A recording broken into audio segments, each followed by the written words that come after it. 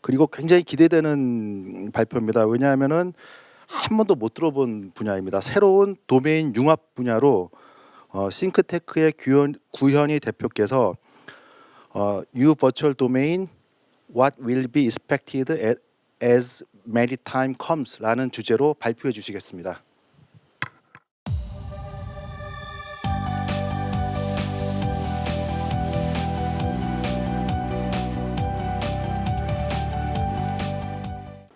안녕하세요. 방금 소개받은 싱크테크노의 구현희 대표입니다. 오늘 발표를 해양을 소개할 수 있게 돼서 영광으로 생각합니다. 네, 발표를 시작하겠습니다. 오늘 발표는 세 가지 꼭지로 발표를 드립니다.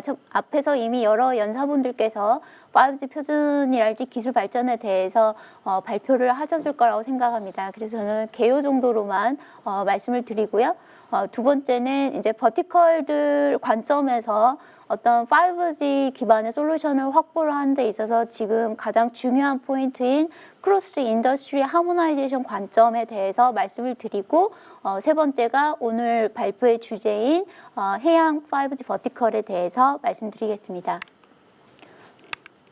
5G는 이미 오늘 제가 마지막 발표니까 모두 다 아시겠지만 스마트폰 영역의 기술의 진화와 또 다른 축은 서비스 이네이블링 레볼루션이라고 해서 새롭게 5G에서 다양한 버티컬들의 요구사항을 수용해서 그들의 디지털화의 기본적인 통신 플랫폼이 될 수 있도록 지금 다양한 기술들을 개발을 하고 있습니다.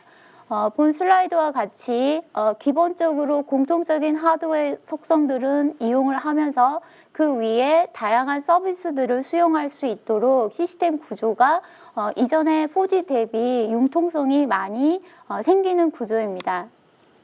하지만 이러한 무선 통신 기술이 기존까지는 이동통신 기반의 셀룰러 기반의 모바일 통신만 생각을 했다면 5G에서는 지금 이동통신 기술뿐만이 아니라 위성 등을 포함해서 다양한 형태의 무선 접속 기술들이 같이 고려되는 솔루션으로 생각을 하시면 됩니다.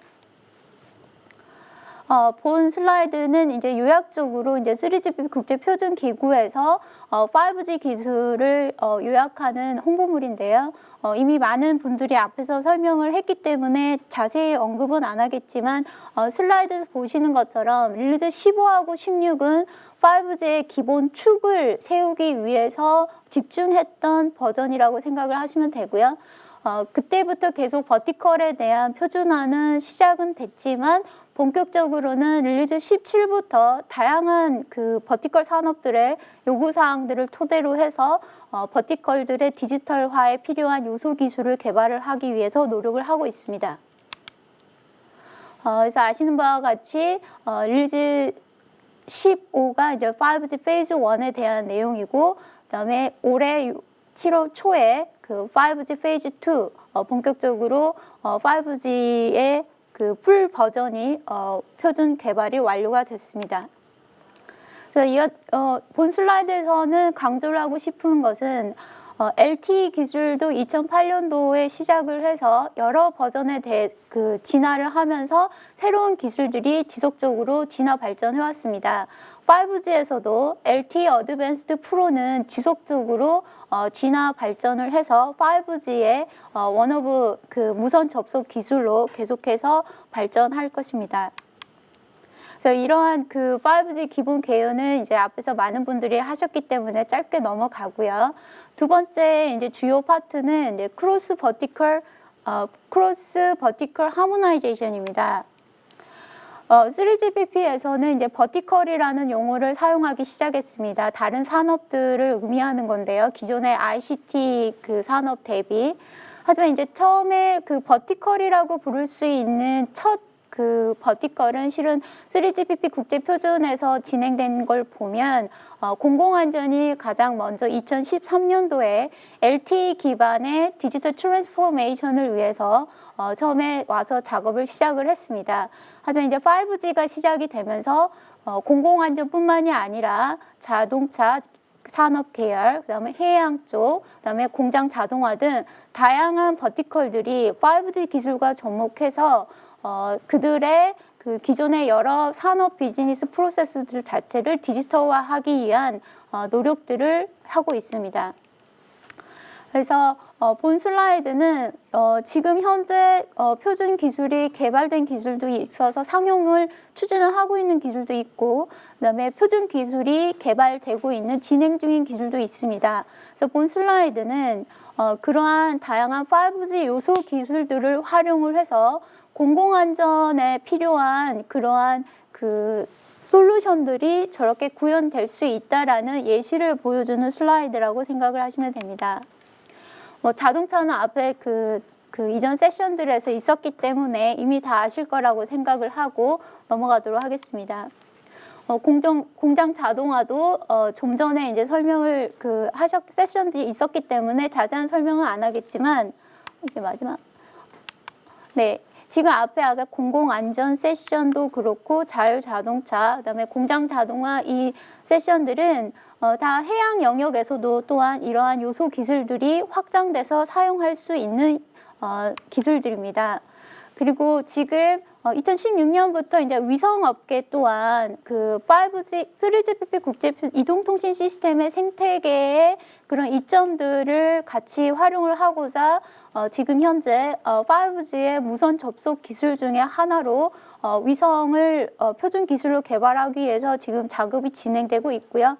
릴즈 17에서 이제 표준이 완료가 되면 위성이 최초로 3GPP 국제 표준의 5G 하나의 무선 접속 기술로 채택이 될 겁니다. 하지만 지금 버티컬들이 3GPP 국제 표준에 와서 5G 기술과 접목을 시도하는 데 있어서는 어떤 이동통신 그 생태계가 갖는 그러한 이점을 활용하기 위해서인데요.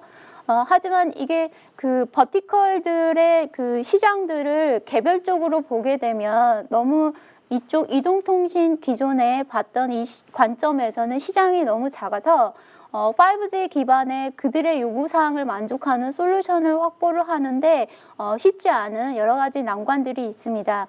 그래서 그들의 필요한 요구사항은 다르지만 5G라는 요소 기술, 일단 통신 플랫폼 관점에서의 요소 기술 관점에서 바라보면은 동일한 기술을 적용을 할 수 있는 그런 속성들이 많이 최근에 식별이 되고 있어서 실제로 3GPP에서 일어나고 있는 일은 다른 버티컬들이 본인들이 필요한 그러한 솔루션을 확보를 하기 위해서 서로 협력하는 그러한 모습으로 표준 기술이 개발되고 있습니다.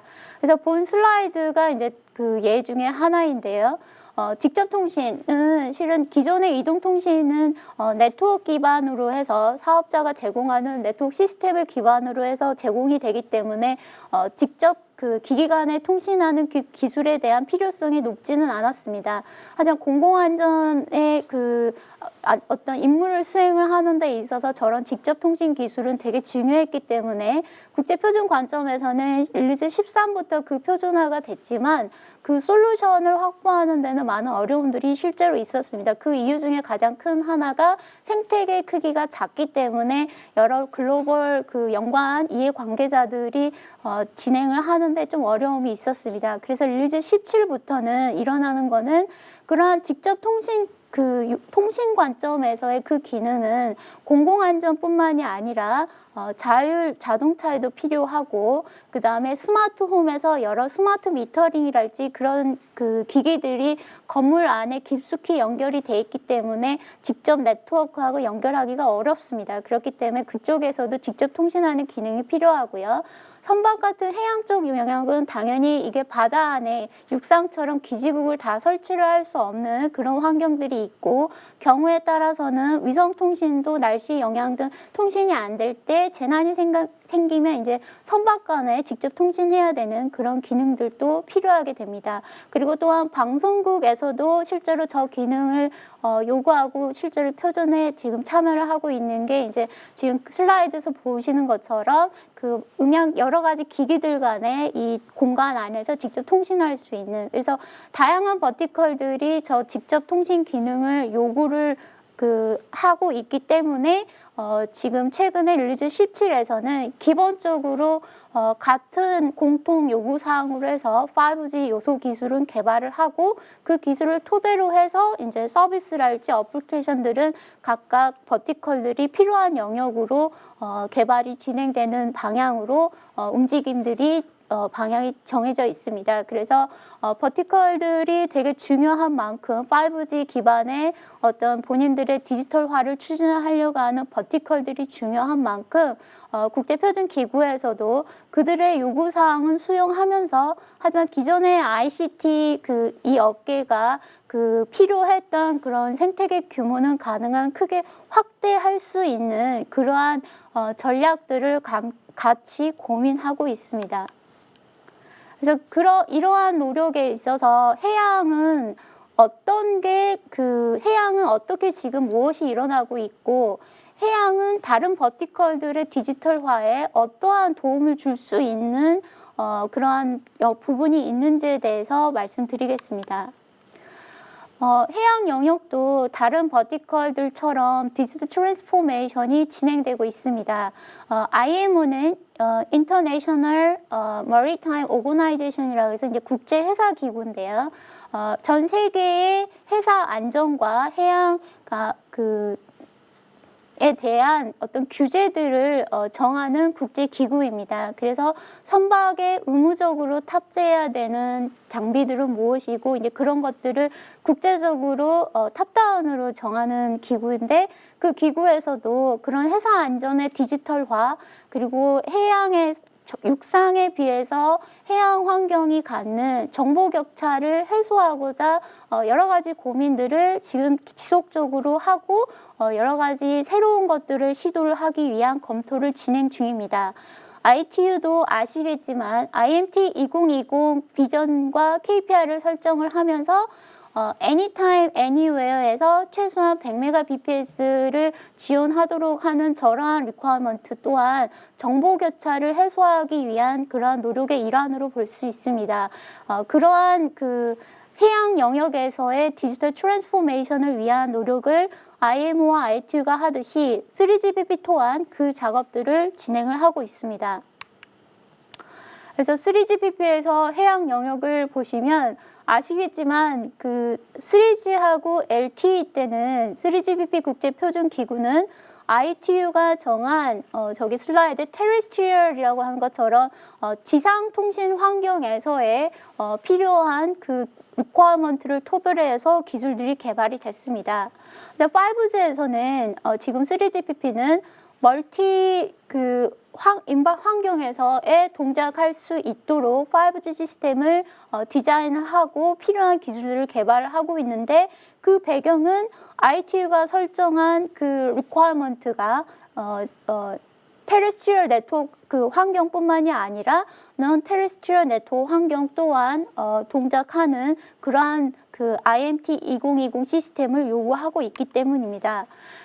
이런 상황에서 다른 버티컬 대비 해양 같은 경우에는 그러면 3GPP에서 5G와 접목된 요소 기술들을 개발하기 위해서 가장 먼저 해야 했던 영역이 있는데요. 그게 바로 일단은 국제표준기구에 공식적으로 해양 통신 서비스를 지원하는 게 표준 개발 범주에 포함하는 그 작업이 다른 버티컬 대비 필요했습니다. 그 이유는 다른 버티컬들은 육상 환경에서 일어나기 때문에 이미 3GPP 시스템이 기존에 가정을 했던 육상 통신 환경에서의 그 작업 위에 이제 본인들이 필요한 요구사항을 집어넣어서 더 추가적인 기술 개발들을 하면 진행을 해오고 있었는데 해양은 그 과정을 시작하기 전 단계로 먼저 공식적으로 3GPP 국제표준에서 해양도 이제는 국제표준의 5G의 범주다라는 그러한 과정이 필요했습니다.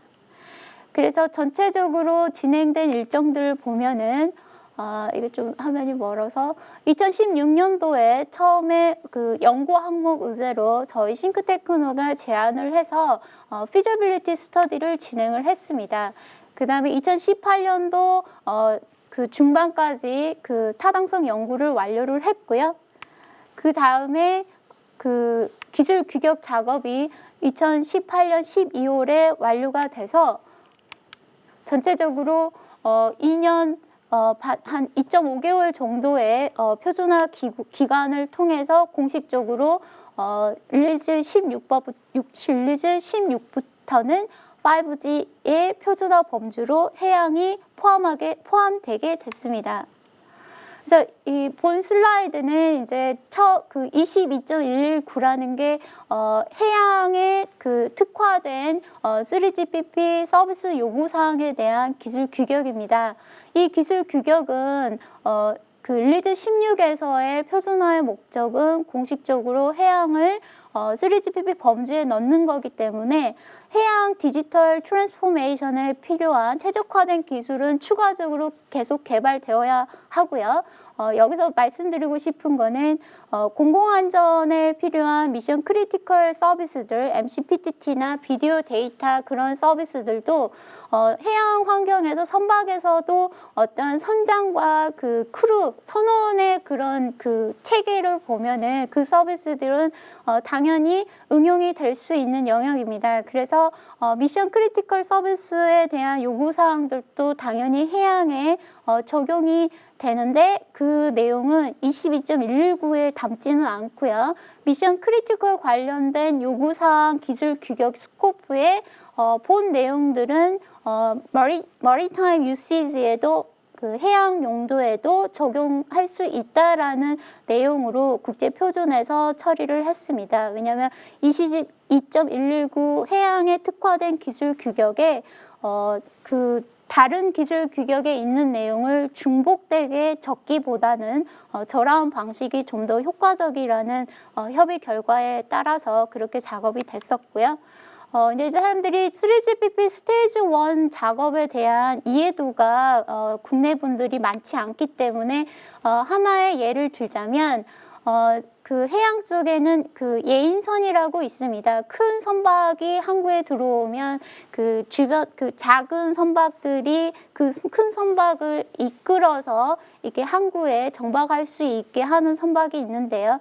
그러한 시나리오일 때는 이끄는 선박이 너무 크기 때문에 주변의 예인선들과의 어떤 직접 통신을 하는 그런 기능도 필요하고, 그다음에 또 다른 시나리오는 이제 실제로 해양에서 이렇게 조난이랄지 여러 가지 상황이 생겼을 때 주변에 있는 어선들에게 도움을 요청을 할 때도 직접 필요합니다. 그래서 이러한 그 타당성 검증을 통해서 선박 간의 직접 통신 요소 기술 개발이 필요하다라는 그러한 타당성이 검증이 됐었고요. 그러한 그 타당성을 토대로 해서 IAR라고 하는 그 해양 속의 어떤 통신과의 그런 전문가분들이 있는 그 국제 기구인데요.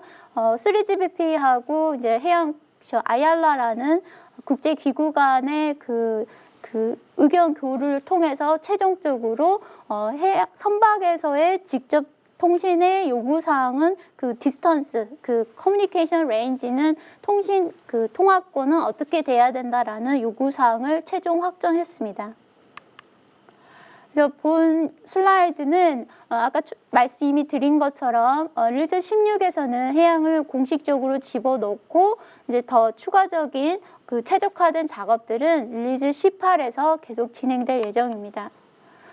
본 슬라이드는 5G가 해양에 적용됐을 때 어떤 게 가능할까 하나의 예제로 포함한 슬라이드고요. 결론적으로는 해양에서 일어나는 비즈니스들은 육상에서 일어나는 비즈니스들과 항상 연계가 됩니다.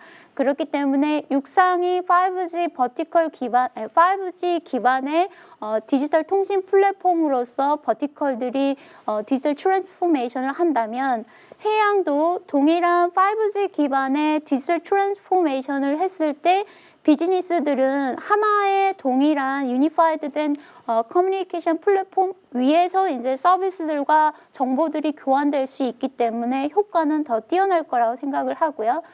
이러한 작업들을 위해서 더 중요한 것은 국내외 여러 이해 관계자들의 3GPP 국제표준에 참여가 중요합니다. 그래서 이러한 부분에 관심 있으신 분들은 연락 주시면 같이 협의할 수 있을 것 같습니다. 감사합니다. 발표 감사드립니다. 이제 해양 어떤 버티컬 융합이라는 게 3GPP에서 아주 활발히 표준화가 논의되고 있다는 게 제가 좀 기억에 남고요. 뭐 D2D 통신이나 또는 뭐 그룹 통신 같이 공공 안전 분야에 쓰는 기술들이 뭐 해양 어떤 분야에도 같이 적용될 수 있다는 것. 그리고 얼마 전에 저도 좀 제안을 받았는데 그 바다에서 그러니까 이제 해상에서 이제 뭐 사고가 일어나면은 그 사고가 이제 뭐 의료진들이 가서 이제 사고 난 사람들을 이제 치료를 하고 이래야 되는데 너무 통신이 열악해서 이제 그런 것들이 이제 어렵다 이런 얘기를 많이 들었었는데 우리 대표님께서 하시는 일이 잘 되면은 아마 릴리즈 18 이렇게 진행이 되면은 이제 그런 것들이 잘 이루어질 거라고 생각을 했습니다.